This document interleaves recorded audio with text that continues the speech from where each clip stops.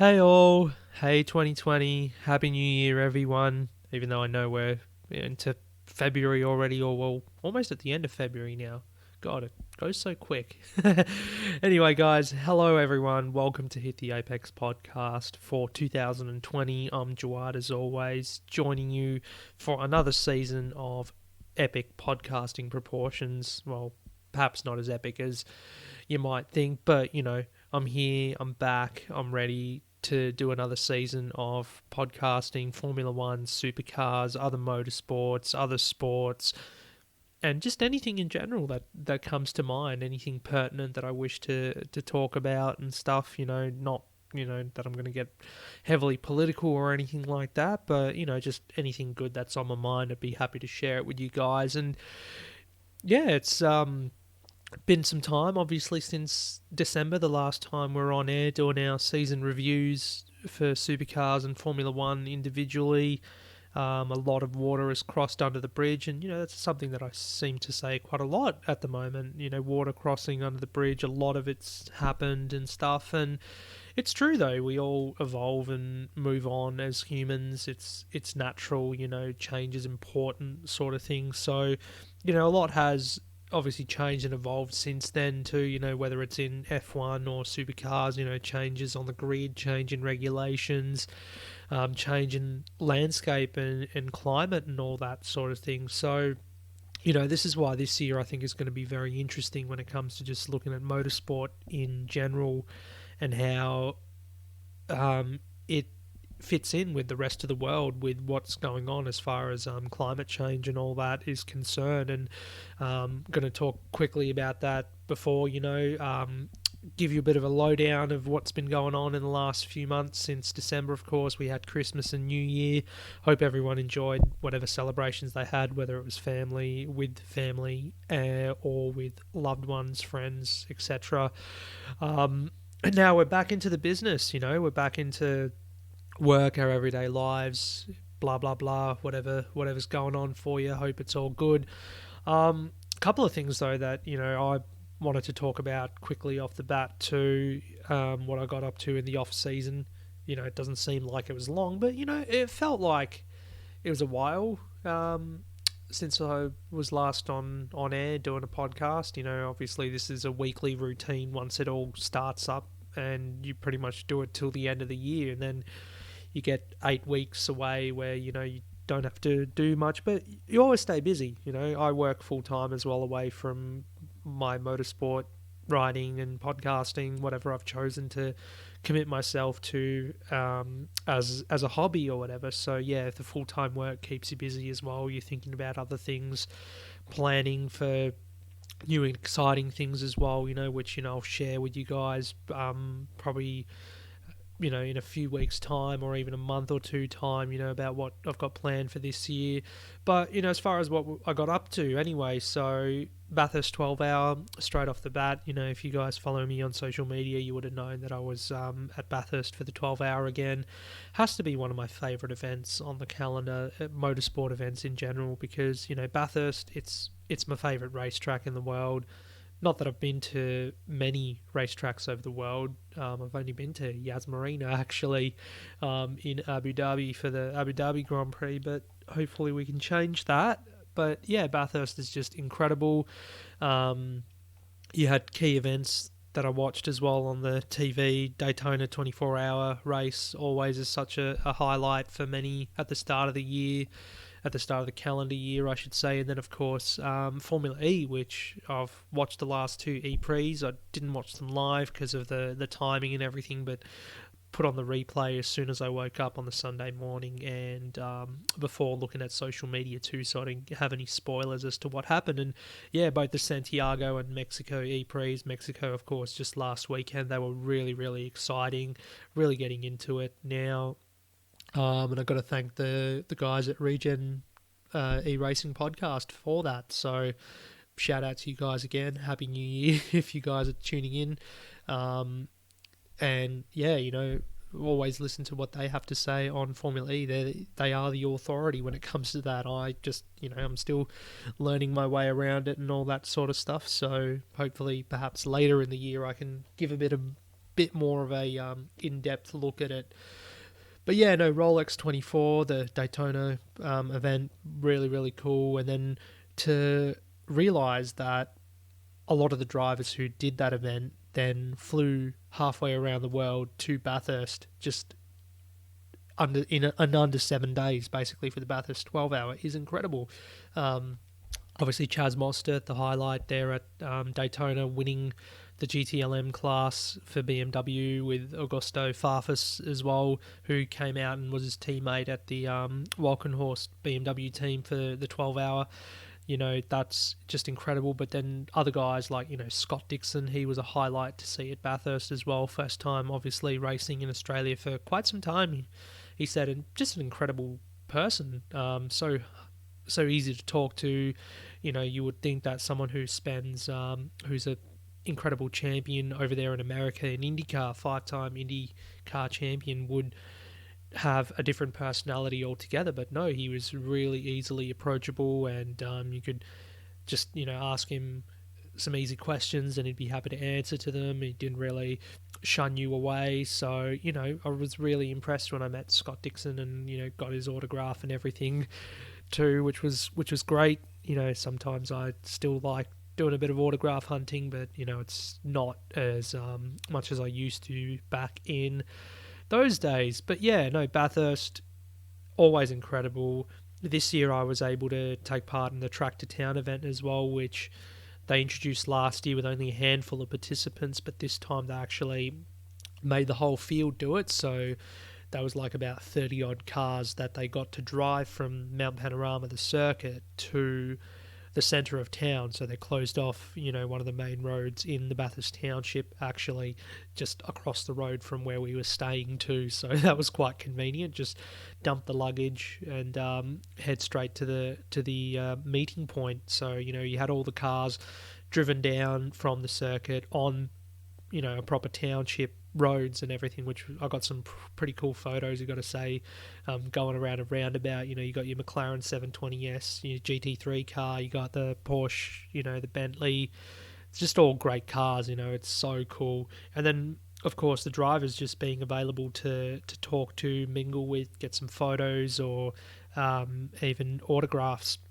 And that went on for about, an hour and a half, 2 hours. So very generous with their time. And, you don't see a lot of events sort of do that. Supercars, even for the Bathurst 1000, haven't done anything like that. But because of what the 12 hour has done, they are kind of investigating it to whether they should do it in the future, which would be good to see. But, Bathurst, the 1000 is a totally different event to the 12 hour.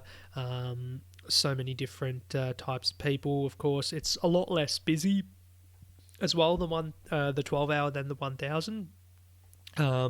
40,000 something people for the 12 hour across the weekend or for race day. Not a big number when you consider you can get 100,000 in for the 1000, but I prefer that anyway. That's just personal preference, because it means you can be closer to the action. It's a lot more mellow, the event too. Not a lot of people wasted or on the drink as you would have at the 1000, but it's just an enjoyable weekend. It was a hot weekend too, got to admit. But just overly enjoyable. Got some really good photos this time too, learning every day almost about my camera, the 1200D that I use, Canon, and some really good photos that came out of it, some of which I've posted on Instagram, some of which I haven't, but they're all my wallpaper on my computer. I've got them on a rotating slideshow, so yeah, you kind of look at them every day and you're like, wow, I did that. So cool. And yeah, massive congratulations to Bentley, who finally won the event. Won the 12-hour race on the Sunday in the number 7 car, of course. Maxime Soulet, Jordan Pepper, and Jules Gounon. Bentley have been trying for many years to win the 12-hour, and then they finally added their name to the roster of manufacturers who've already done it. Ferrari, Audi, Mercedes, McLaren, Nissan, Porsche. I'm pretty sure there's someone else in there too, but maybe that's it. Maybe that is all the manufacturers that have won. So great job from those guys, and it was really weird. The last sort of hour of the race, we had all sorts of weather coming. So, you know, from the side at the top of the mountain, you've got a massive dust storm brewing. Then coming in from the town side, you've got this massive rainstorm. So, you know, here we are in the middle of the circuit. It's like, what's going to happen when they two hit? But thankfully for the guys racing, there wasn't any rain until the checkered flag fell. So basically when the Bentley crossed the line is when the rain started falling. So that made for an interesting podium ceremony. Of course, me trying to keep my camera covered. I want to get some good photos of the podium, but of course I don't want to get it wet. And behind them, of course, we had McLaren, you know, last minute put together team, the not Garage 59, but 59 Racing, McLaren Customer Racing, bringing in two cars, one of them in the Pro class and a Silver class entry, which, you know, the Silver class car won its class and finished 8th overall too, which was quite cool. Fraser Ross, Dom Story and Martin Kodrich, of course, behind that car. Great combination. And Fraser Ross, of course, you know, if you follow Australian GT Championship, is a regular there for McLaren. Same with Dom Story. And then, of course, in the number 60 car, which was the Pro entry, Ben Barnicoat, Alvaro Parent, former winner of the 12-hour, of course, with McLaren, were there. And just Tom Blomqvist, there you go. I was going to say the name of the other driver escapes me. That would be quite embarrassing, actually, given that I was supporting McLaren all weekend there, and I forgot the driver's name. There you go. And then, of course, the local guys, Triple Eight, get on the podium too because of a last-minute penalty to the Gruppa M car. Raffaele Marciello, of course, in that car, Maxi Book as well, and this time I have forgotten the name of the other driver. I'm sorry. I'm really sorry. It's a big grid, and to remember all the drivers is pretty difficult. But then I do know the drivers of the Triple Eight car for also a Mercedes. Yeah, Jamie Whincup, Shane Van Gisbergen, and Maxi Goetz in there. So good on them to get on the podium. Of course, two of the Triple Eight drivers, two of the Red Bull Holden Racing Team drivers. So yeah, that was Bathurst. Great weekend away, as always. Already got the accommodation booked in for next year, even though we don't know the exact date of the event. And this is where there was a bit of conjecture, because when you look at the calendar for next year, you've got the 31st of January, which is on a Sunday, but that's also the date of the Daytona 24-hour.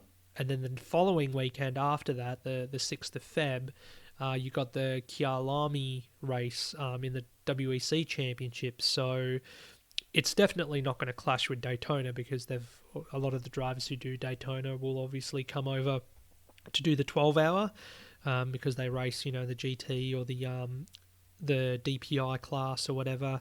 But I reckon maybe it will clash with the Kyalami race next year. I hope so, because that's the dates that I've booked the accommodation for, so I don't want it to have to change that at the last minute or scramble to find something else. You know, it's always wise to do it 12 months in advance, so you don't have to fork out like, you know, $1 million probably. It's not that bad, but, you know, got to be frugal. Times are tough.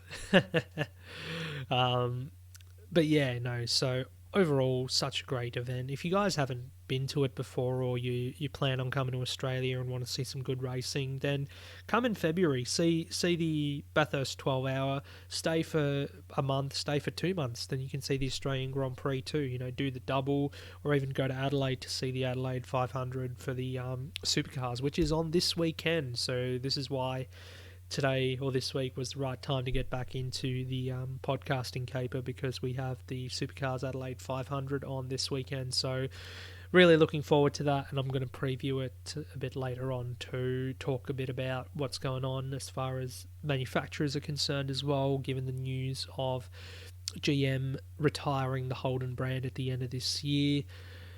A lot of, you know, I know I don't want to get all somber and negative on you already, but there's also been a lot of bad stuff happening as well. The bushfire devastation that we've had nationwide, obviously intensified over the holiday period, December, January, all across the nation, of course. Early November it was, mainly Queensland and New South Wales, but then throughout the holiday period, in Victoria as well, had a lot of devastation and everything. But the response has been fantastic. Everyone sort of bonded together as a community. We've had charity concerts and charity games for cricket, and also AFL next week doing a State of Origin charity match too, Victoria versus an All-Stars team. But it's just brought all these issues into light, about what's going on with the climate and all that sort of stuff. And while some people probably disagree or want to deny that, there are some certain truths that we all have to face, and this is where organisations like Formula One are looking at a sustainable vision of the future. Whether it's in the automotive industry, through hybrid cars using synthetic fuels, even looking at alternative forms of transport for, long distance traveling and freight and all that sort of stuff, but even just events, single use plastics, all that sort of stuff. I mean, some people say that it's a lost cause, we're already too far gone, what's the point of doing anything? But changing mentality, I think, is the main thing, where if we can start educating perhaps a new generation of people. If you can't change the older generation, what they think and how they think in regards to this sort of thing, then we can always work on changing the next generation, because of course they're the ones who are going to be the influence in 10, 20 years time, 30 years, or however long. So, but yeah, first and foremost, just absolutely devastated that the whole country has had to go through this. The communities that have been wiped out, the people who've been directly affected, who've lost homes, who've lost family members, loved ones, who just basically have to rebuild their lives. It is, just unspeakable how much we all feel about this. I feel about it. I feel really, really sad for those guys, and hope that, they can rebuild with the help of with the help of the charities and all this money that's been raised and everything. So I'm wishing them all well. So that would only make me really happy if we can see them all recover and get their homes back and rebuild the communities that have been lost. Also too, bit of heartbreaking news on, I guess, early on in the year we had to experience the sad passing of Kobe Bryant, and his daughter, killed in a helicopter crash the 26th of January. That is basically, I guess, the fragility of life, how so young, Kobe, of course, his daughter as well, 13-year-old, being a part of that, and they're gone. They leave behind his wife, a mother, the other children, siblings, and the world really reacted quite emphatically, emotionally over this, because he was an icon. Maybe he was not the same icon as Michael Jordan or even LeBron James at the moment as being an all-round player, but for, I guess, my generation growing up, we didn't have Jordan playing, but we had Kobe. He was the guy who all the young people looking to get into basketball were looking up to, and all that sort of stuff. And then the dynasty that he was a part of with the Lakers as well in that period, it was defining. It was generation defining. So this is why it's such a huge loss. And we saw in the F1 testing the first day yesterday, Daniel Ricciardo sporting a nice purple helmet in tribute to Kobe, and with the slogan, I guess, the Mamba mentality on the back of his helmet too. So that really was, it was pretty sad to hear that bit of news, and I'm sure a lot of people felt the same way. So, yeah. Sorry, guys, a lot of negativity straight off the bat. Not what I intended, but I guess this is why I titled this episode Hereafter. Not just because it's one of my favourite songs by band I love called Architects, but also it's a sign of moving on and having your eyes forward, and looking forward to tomorrow. Here we go, Holden, the demise of Holden in Supercars, or as a brand in Australia in general. That has brought out a lot of emotion this week and a lot of people upset and angry, but there is some positives to come from it too, and while a lot of people think that Supercars might be worse off or might not survive in the future, well, this is the time to put that to the test and see if they can, because the automotive industry is changing globally at all times, and I had a good conversation actually about this with Radio Le Mans commentator John Hindhoff at the little meetup they do every Friday at the Bathurst 12 hour, over a few drinks. It was good catching up with him and talking about this sort of stuff that has been on my mind for quite some time about, what is the bigger picture and what are these giants of the industry doing. We talked about Formula One and their carbon neutral future, and also electric cars. Is that the solution or just a band-aid or whatever?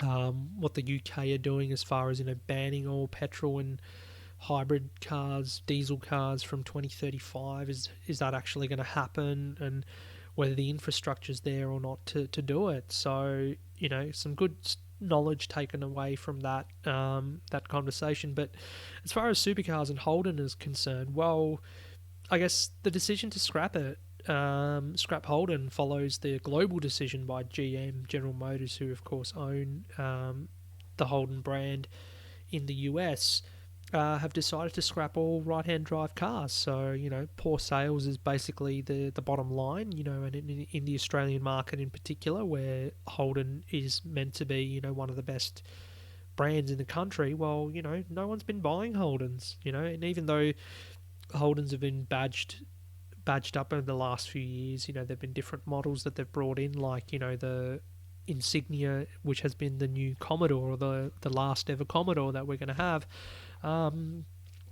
It's just, the product has not been selling. So for that, you can see the justification to scrap the brand because of poor sales. But at the same time, when it comes to supercars and racing is concerned, they've always had, or for a long time, they've had the win Sunday, sell Monday philosophy. But that's not really worked, has it? In the last decade, you could say, or pretty much since Car of the Future came, when we had the VF Commodore, the philosophy for win Sunday, sell Monday hasn't really worked, given that Holden has actually been quite successful in that period, in that Car of the Future period, winning most of the championships, Bathurst 1000 victories as well.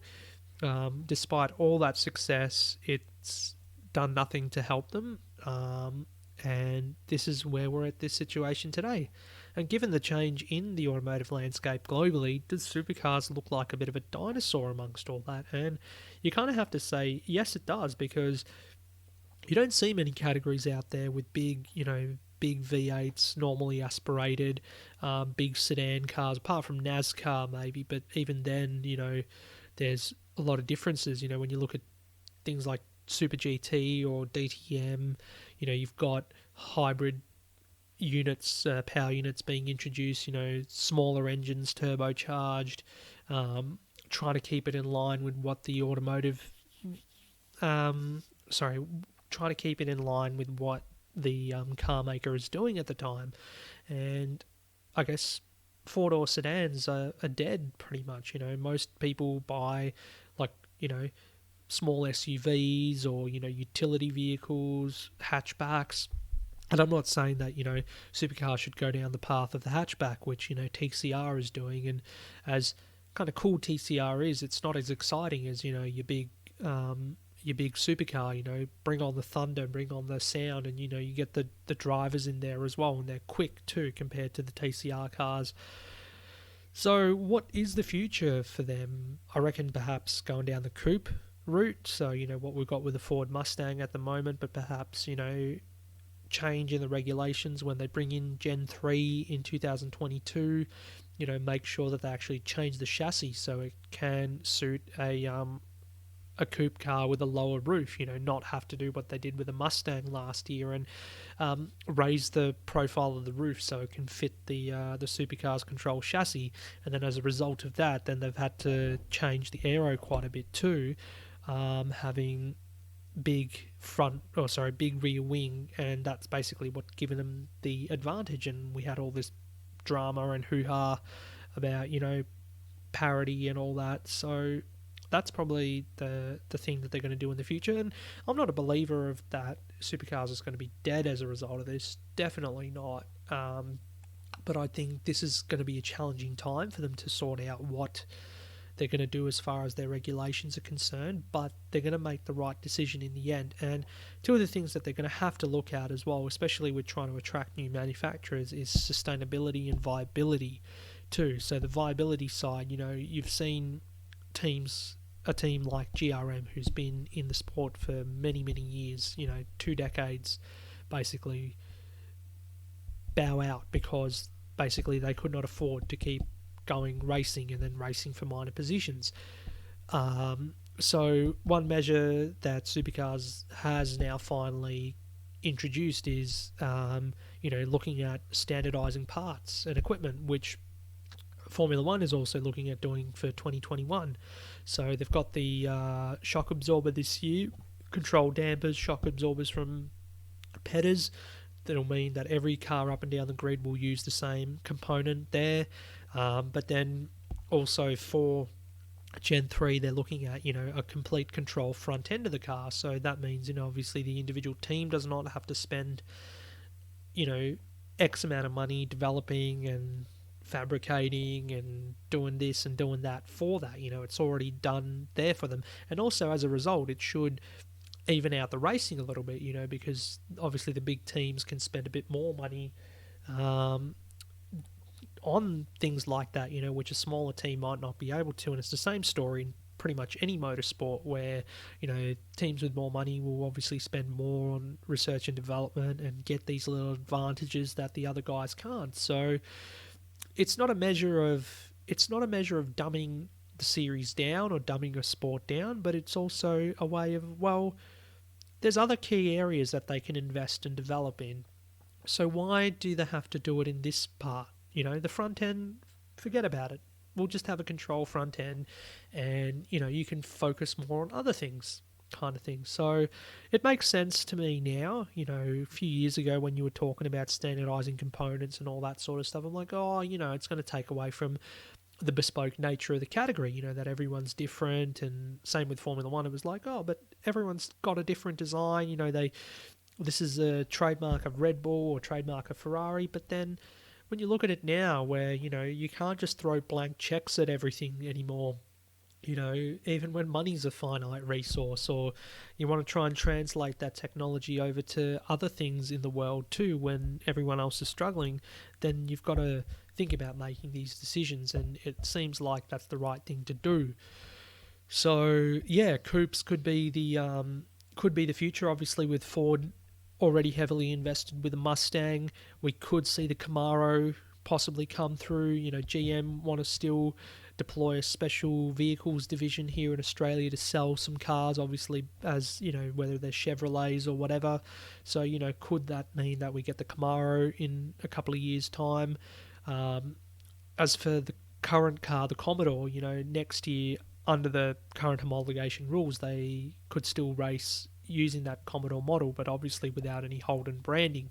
And you'd remember that Ford did the same thing after the factory support was pulled at the end of 2014, that I guess they could still race the Falcon model, the FGX at the time, but without any Ford branding on it. So, we could still see that as a short-term solution, but overall, there's got to be more than just short-term solutions, band-aid solutions. There's got to be a long-term plan and make sure that it's a viable and sustainable one. And, we'll see. I've got faith that they can get the job done.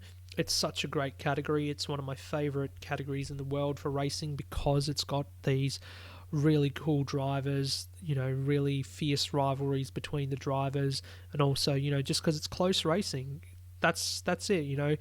Yes, we're all going to miss the Ford versus Holden rivalry.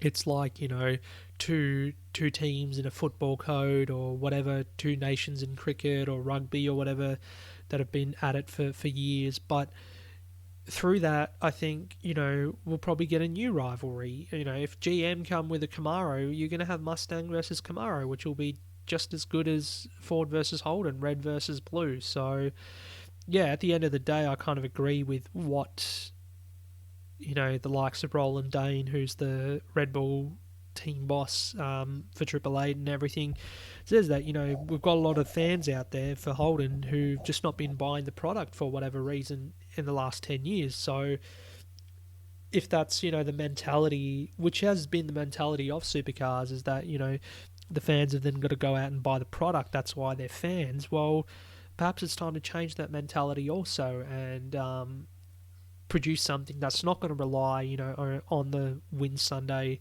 sell Monday philosophy, but perhaps, look at something that, other racing categories over the world are doing. And as much as I love the GT racing, I don't think Supercars should go down a route where they converge with GT, with the GT3 model or GT4.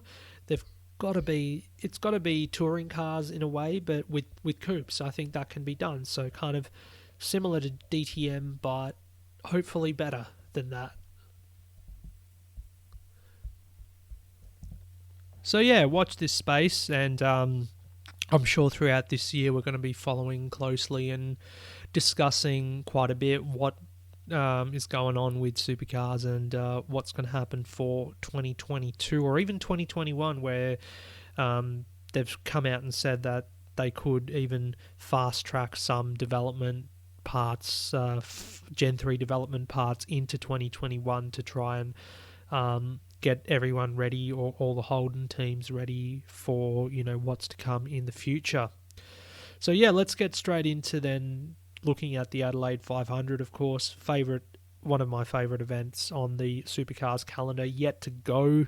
Almost went a couple of years ago when it did coincide with my birthday, but I'm sure it's going to be one that I'll get to hopefully next year. And after I went to Adelaide last year, I'm like, wow, what a beautiful little city. And, obviously having a race there just on the outskirts of the city, or, kind of on one side of it, it takes it over from what you see. So that'll be really exciting. I'm sure it's going to be really hot up there as normal.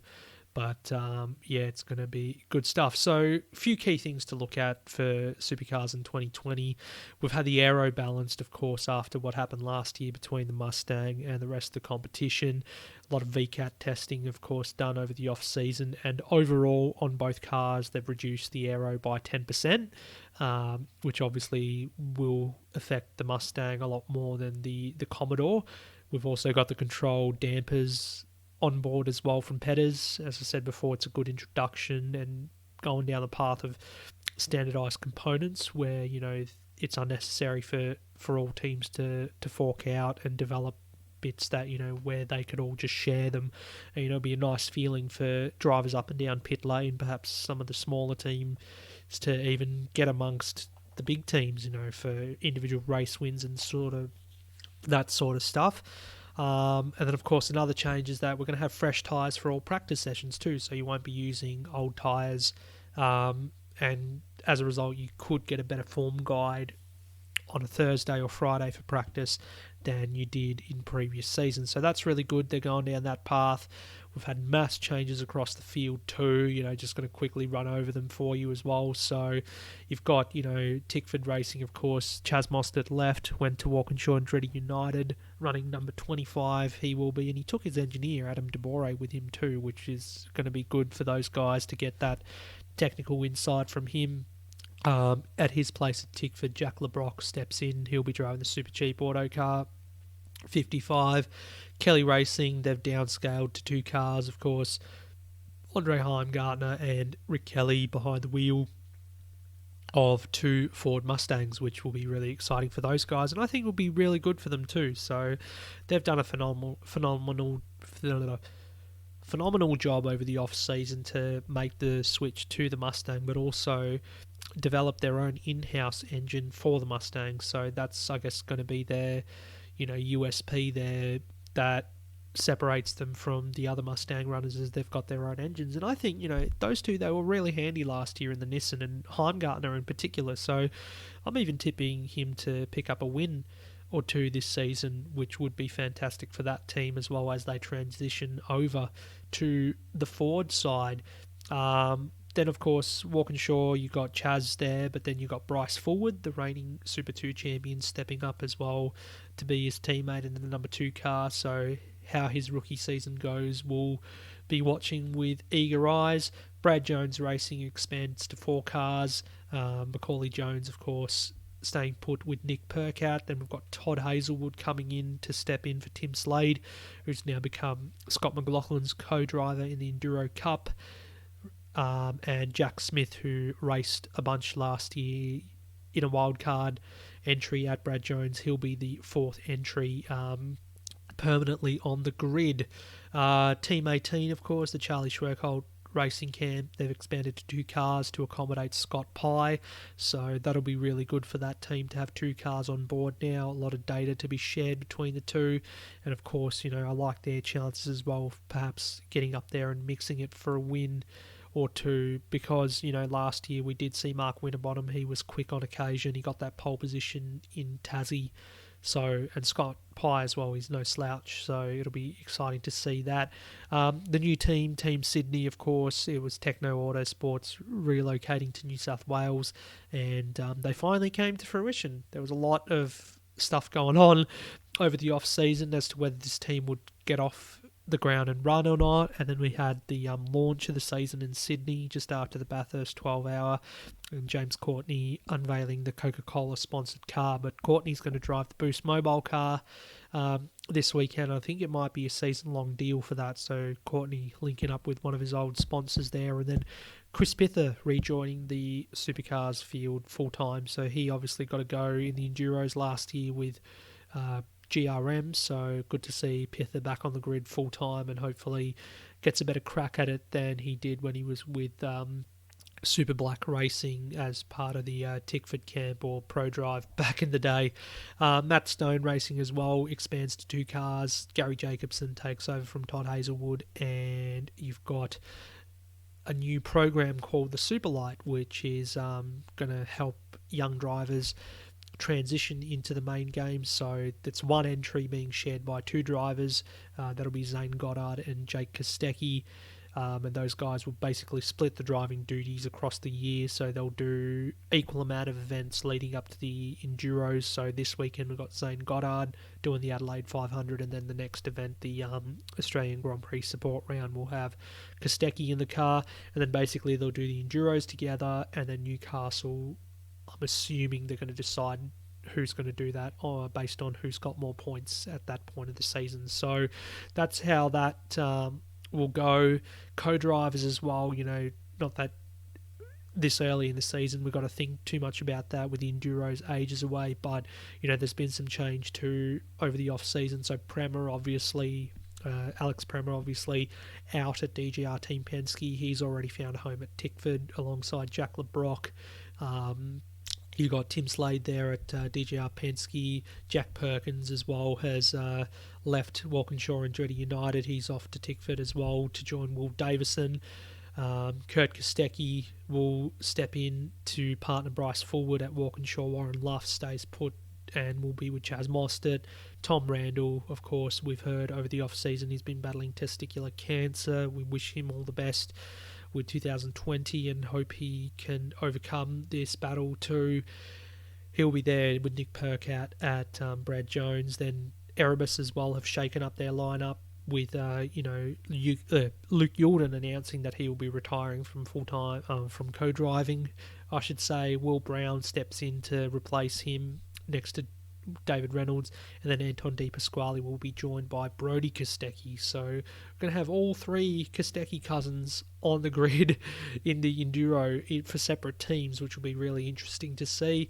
Also retiring from co-driving was Stephen Richards, so James Golding has stepped into partner Mark Winterbottom, and Dean Fiore will be Scott Pye's partner. So yeah, that's some of the Enduro partners revealed. We haven't got all of them just yet, so we'll keep an eye on that as the season progresses, but early days yet. We don't have to really talk about the Enduros straight away. But as far as the calendar is concerned, I'll say this much, if you guys forgot, that Sandown will no longer be an Enduro race. That'll go back to being the Sandown 400 after the Enduro Cup is finished, and we'll instead have the Bend 500. So that 500k race before Bathurst will be taking place at the Bend. We've also got no Phillip Island or Queensland Raceway on the calendar either.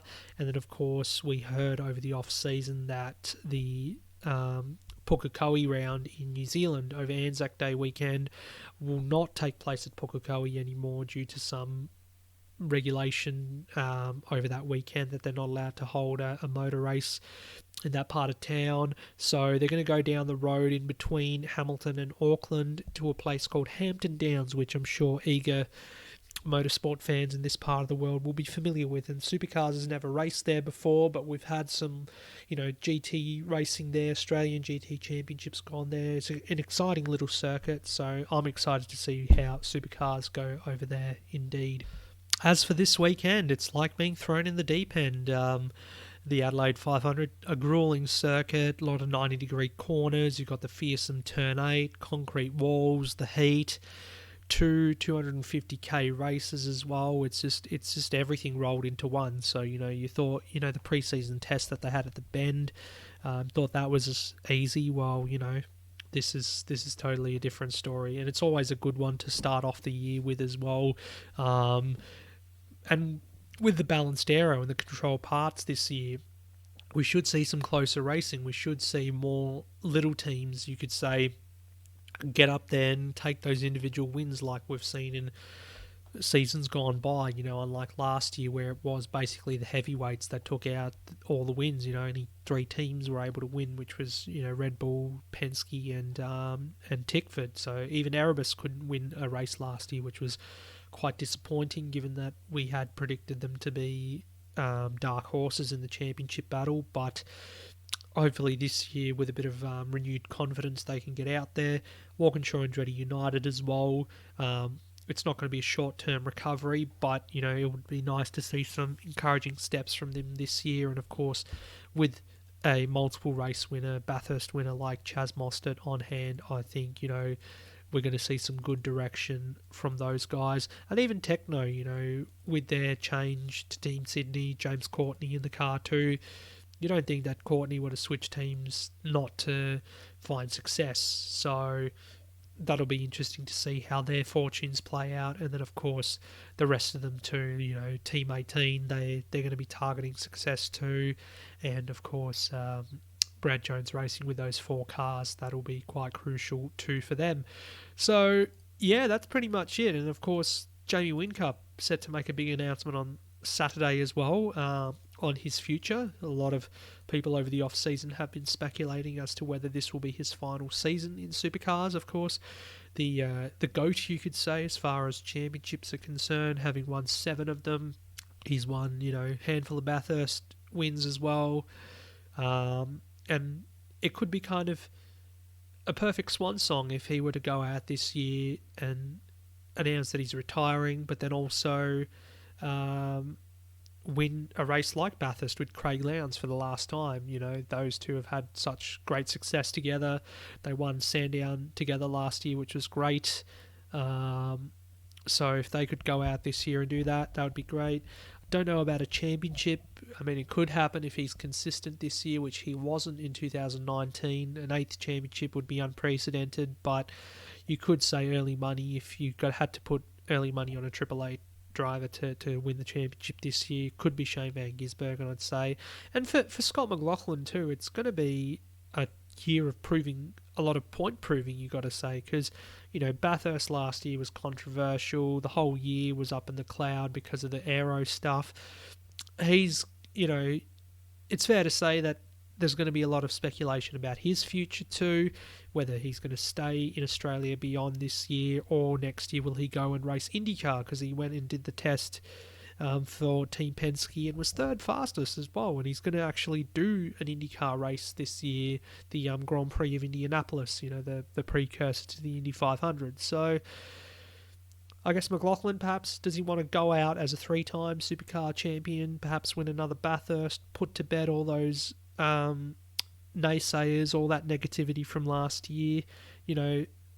I guess there is a bit of a point to prove, just to sort of put that in the bag and can it. But yeah, this is the year where he can let his driving do the talking for the people who don't believe that last year was the case. So yeah, big year ahead for the championship, and I guess we'll kind of know more after Adelaide in a few days' time. And you had to wait till the bottom of this week's podcast for me to basically say anything about F1. That's not true. I did mention F1 a couple of times at the top of the piece and in the middle, but to talk about the pre-season and testing and everything and what's been going on during the off-season for F1, we've had to wait till the end. That doesn't mean that it's going to be like that all year. Definitely no, we are still very much, F1 centric around here. But yeah, testing has commenced in Barcelona overnight for us here. Pretty disappointed that we've got no live footage, as they do in the UK with Sky Sports, broadcasting testing for the first time in its entirety, even though Fox Sports here have got the deal with them for all the races and all the other content this year. We couldn't get the testing, so I'm stuck trying to look at live timing that doesn't even work, as we found out yesterday.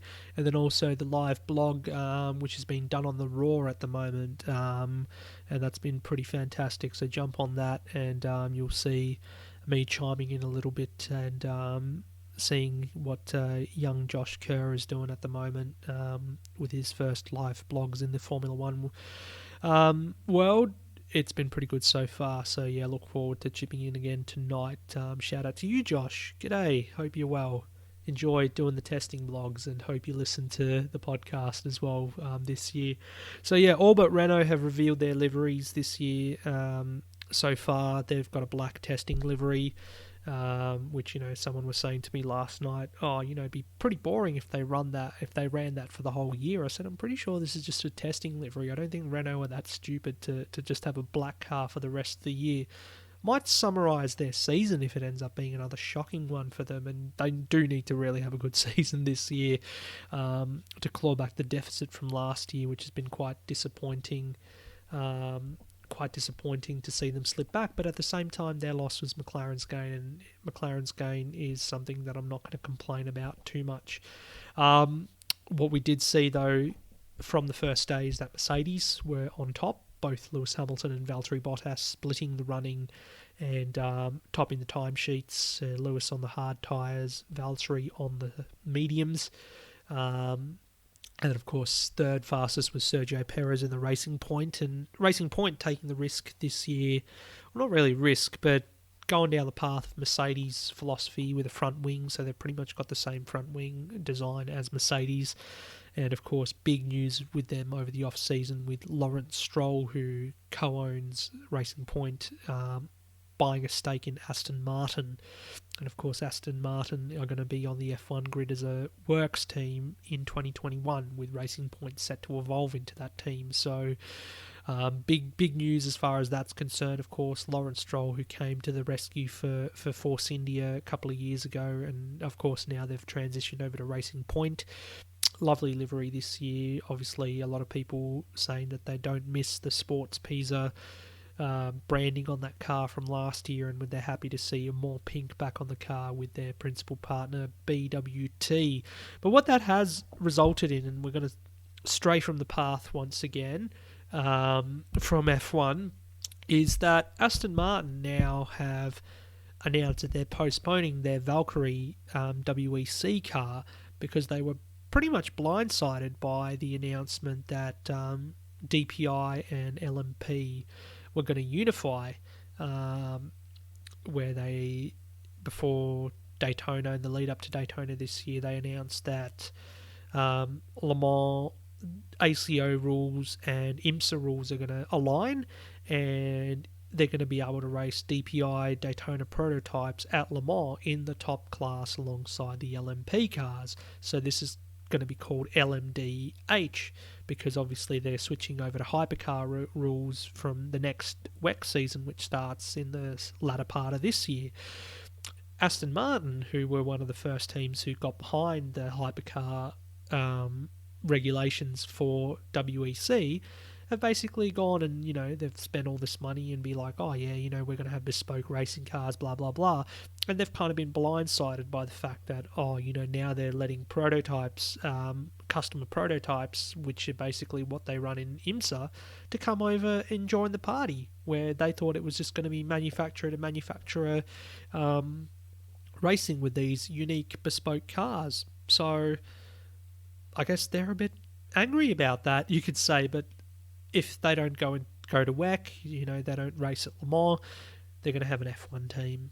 But I would like to see them race at Le Mans. It's kind of disappointing that they've done this, but at the same time, from a financial point of view, what we were talking about before about viability and sustainability, they're pretty peeved that they've gone and done all this research and development thinking that the category is going to look like this, and then they've gone and made the switch. The ACO, along with IMSA, have gone and made the switch and allowed DPI cars to basically come in. So what they could do is basically just buy out a DPI car, put an Aston Martin badge on it, and say, oh yeah, we're going to go to Le Mans. That's what McLaren want to do instead. They don't want to go and build a bespoke hypercar. They think it's financially better for them to have a DPI car. Potentially, United Autosports, obviously owned by Zach Brown, get their license to get some DPI cars and then rebrand them as McLarens, because McLaren, of course, they've got the IndyCar team this year as well, joining together with Schmidt-Peterson. Those guys getting ready to get set and go. They had their testing, as I mentioned before, with Scott McLaughlin having taken part. So, interesting times on that front, the sports car racing front. But anyway, let's get back to F1. First test. So, yeah, Checo up there, third, Red Bull fourth with Max Verstappen, a lot of laps completed. A lot of laps completed also for Carlos Sainz and Danik Fiat, Charles Leclerc as well. Kevin Magnussen breaking the 100-lap barrier too. And good to see Williams, have a positive start to testing as well, given that last year they basically missed the first test, didn't they, because of issues that they've had. So George Russell turning over 73 laps, ninth fastest with their car that basically looks like toothpaste. And I'm pretty sure I'm the one who coined that well before WTF1 posted something about it last night that someone brought up. But anyway, who cares? Good on them for getting out there. Esteban Ocon, of course, in the Renault back into F1, he was able to turn the car as well, alongside Daniel Ricciardo, who I said had that pretty touching tribute helmet to Kobe Bryant, the purple, of course, the colours of the Lakers there. We had some pretty big news as well as far as contract and stuff is concerned. So Charles Leclerc and Max Verstappen are basically off the market for 2021 because they've signed new deals with their respective teams. So Leclerc staying at Ferrari, Max staying at Red Bull. So as far as Ferrari is concerned, that's a pretty big indicator that they've putting their faith in Leclerc as, being their core driver for then beyond this year and into 2021. So all eyes on Lewis Hamilton, Sebastian Vettel. What do they do for 2021? Lewis, you could say it's going to be likely he'll stay put at Mercedes, given that there was also speculation about Mercedes F1 future as well. Whether they're going to stay, whether they're going to go, seems like they're going to stay. And then, of course, Lewis will probably end up staying too, because if he doesn't win his 7th World Championship this year, which, a lot of people have already said, oh, what's the point of even testing? It's already won. Let's not do anything. If he doesn't win it this year, then he's going to want to stay around at Mercedes next year to do so as well, or beyond. And then Sebastian Vettel, is this going to be his last year in F1? We're always going to ask that question. He needs to have a better year than he did last year, that's for sure. But how is the internal dynamic at Ferrari going to work? Given the fact that they've already secured Leclerc, how does that play on Seb's mind? Or does he already have his mind made up about what he's doing in 2021? Maybe this is going to be a year he just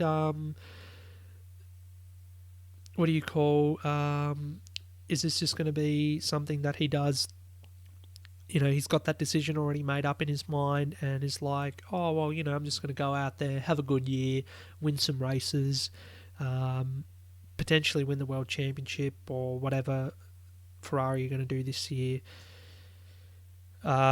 And that's going to be it. That's the swan song. So that'll be interesting to see how that plays out. But there's plenty to play out. Really looking forward to seeing how all three of those top teams work, given that this is just an evolution of the current rules. We should see some close racing between those guys, and it's basically going to just be down to setup, on the day, on the weekend, tyres as well, who optimises the tyres, because given how volatile they are. So I think we should have a really good season this year, even though, if Mercedes win at the end of the day, it's because they're the better team. I said that last year too. They had the better execution.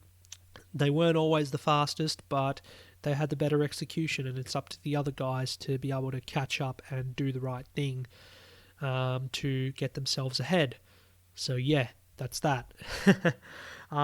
We also had news about the Chinese Grand Prix too, given that one other huge global crisis at the moment has been the outbreak of the coronavirus, devastation through that, and we've had a few cases of it here reported in Australia and in Melbourne in particular as well.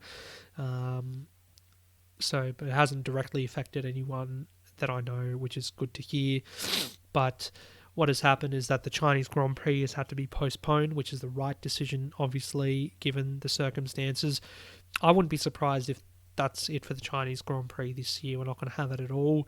There has been talk about trying to reschedule it, or there was that talk perhaps it would swap with the Russian Grand Prix, but the Russian promoters obviously don't want to play ball because there's not enough time for them now to renegotiate, to prepare themselves for having a Grand Prix in April. So we're going to have a 3-week break in April basically, and then get back to the next race in Vietnam, which was sort of kind of being speculated to be under threat, but so far all seems well for them to go ahead with it. Where do you fit in China if it's safe to race there later in the year? Well, obviously you don't want to take a week out of the mid-season break to do that.